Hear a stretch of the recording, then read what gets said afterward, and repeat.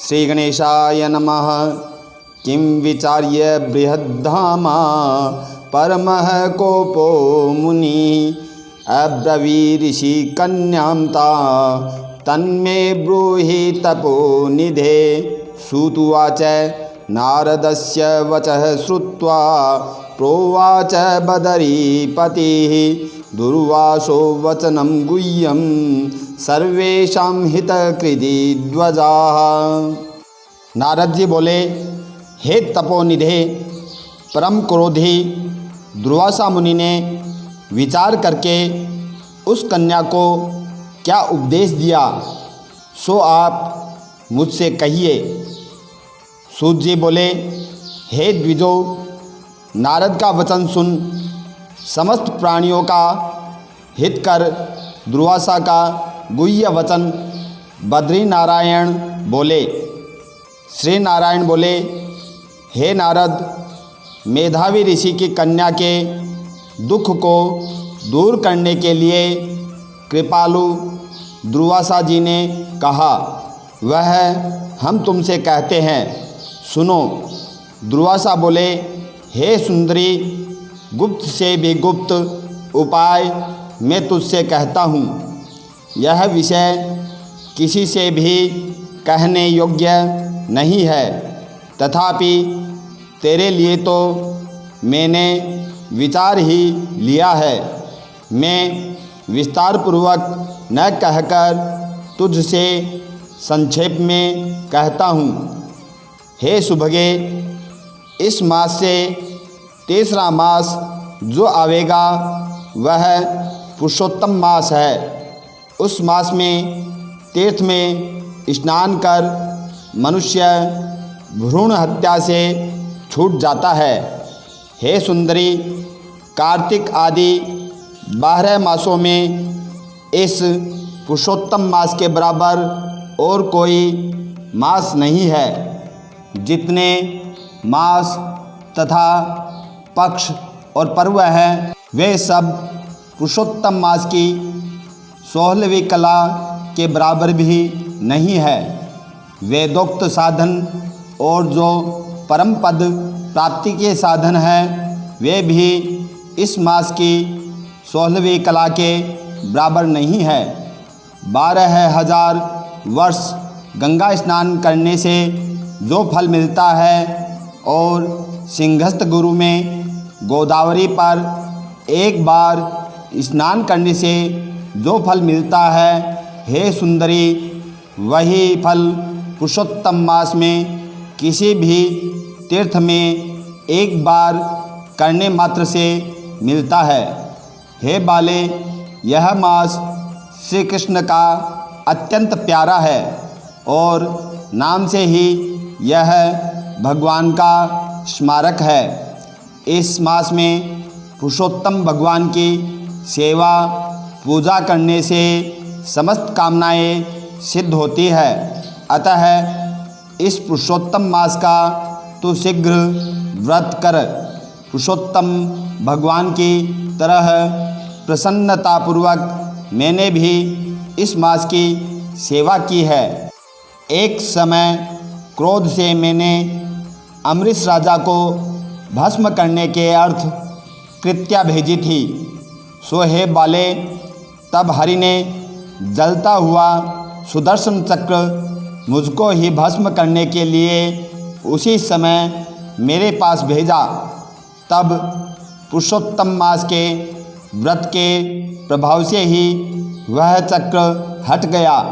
हे सुंदरी, वह चक्र त्रैलोक्य को भस्म करने का सामर्थ्य रखने वाला जब मेरे पास आकर खाली चला गया, तब मुझे बड़ा विस्मय हुआ। इसलिए हे सुभगे, तू भी श्री पुरुषोत्तम मास का व्रत कर।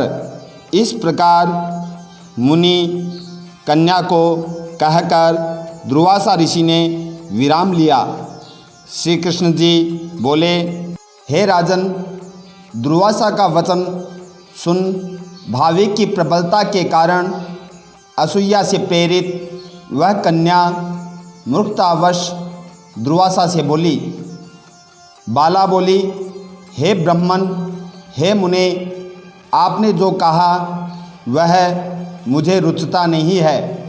माघादि मास कैसे कुछ भी फल देने वाले नहीं है।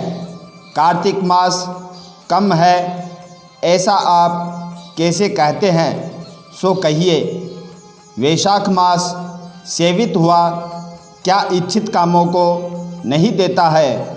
सदाशिव आदि से लेकर सब देवता सेवा करने पर क्या फल नहीं देते हैं, अथवा पृथ्वी पर प्रत्यक्ष देव सूर्य और जगत की माता देवी क्या सब कामनाओं को देने वाली नहीं है। श्री गणेश सेवा पाकर क्या इच्छित वर नहीं देते हैं। व्यतिपात आदि योगों को और सर्व आदि देवताओं को भी सबको उल्लंघन करके पुरुषोत्तम मास की प्रशंसा करते क्या आपको लज्जा नहीं आती है। वह मास तो बड़ा मलिन और सब कामों में निंदित है। हे मुने, इसे रवि की संक्रांति से रहित मास को आप श्रेष्ठ कैसे कह सकते हैं। सब दुखों से छुड़ाने वाले परम श्री हरि को मैं जानती हूँ। हे देव, दिन रात श्री हरि की चिंतना करती मैं जानकी पति राम और पार्वती पति शंकर के सिवाय और किसी को नहीं देखती। हे विप्रेंद्र, आज कोई भी देवता ऐसा नहीं है जो मेरे दुख को दूर करे। अतः हे मुने, इन सब फलदाताओं को छोड़कर कैसे इस मलमास की स्तुति आप कर रहे हैं। इस प्रकार ब्राह्मण कन्या का कहा हुआ सुनकर दुर्वासा मुनि शरीर से एकदम जाज्वल्यमान हो गए और नेत्र क्रोध से लाल हो गए।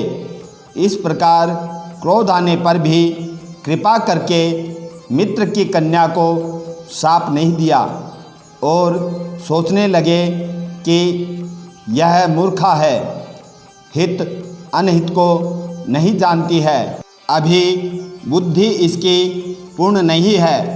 पुरुषोत्तम के महात्म्य का विद्वानों को भी पता नहीं है, तो थोड़ी बुद्धि वाले पुरुष एवं विशेष करके कुमारियाँ तो कहाँ से जान सकती है।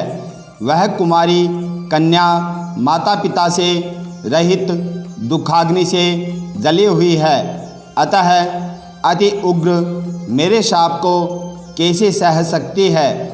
इस प्रकार सोचकर कृपा से मन से उठे हुए क्रोध को शांत किया और स्वस्थ होकर दुर्वासा मुनि उस अति विह्वल कन्या से बोले।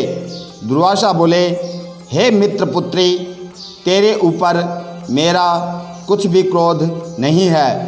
हे निर्भाग्य, जो तेरे मन में आए वैसा ही कर। हे बाले, और तेरा कुछ भविष्य कहता हूँ सुन। पुरुषोत्तम मास का जो तूने अनादर किया है उसका फल तुझे अवश्य मिलेगा। इस जन्म में मिले अथवा दूसरे जन्म में मिले। अब मैं नर नारायण के आश्रम में जाऊंगा। तेरा पिता मेरा मित्र था, इसलिए मैंने शाप नहीं दिया है। तो बाल भाव के कारण अपने शुभ अशुभ तथा हित अनहित को नहीं जानती है। शुभ अशुभ भविष्य को कोई भी टाल नहीं सकता है। अच्छा, हमारा बहुत समय व्यतीत हो गया, अब हम जाते हैं, तेरा कल्याण हो। श्री कृष्ण बोले। ऐसा कहकर महाक्रोधी दुर्वासा मुनि शीघ्र चले गए। दुर्वासा ऋषि के जाते ही पुरुषोत्तम की उपेक्षा करने के कारण कन्या निष्प्रभा हो गई। तदंतर बहुत देर तक कन्या ने सोच विचार कर यह निश्चय किया कि देवताओं के भी देवता तत्काल फल को देने वाले पार्वती पति शिव की तप द्वारा आराधना करूंगी। हे नृप, मेधावी ऋषि की कन्या ने मन से इस प्रकार निश्चय करके अपने आश्रम में ही रहकर भगवान शंकर के कठिन तप को करने के लिए तत्पर हो गई। सूत जी बोले कि बहुत फलों के दाता लक्ष्मीपति की और वैसे ही सावित्री पति ब्रह्मा को छोड़कर एवं दुर्वासा के प्रबल वचन की निंदा कर वह ऋषि कन्या अपने आश्रम में ही अंधक को मारने वाले शंकर की सेवा के लिए तत्पर हो गई। इति श्री बृहन्नारदीय पुराणे पुरुषोत्तम महात्म्य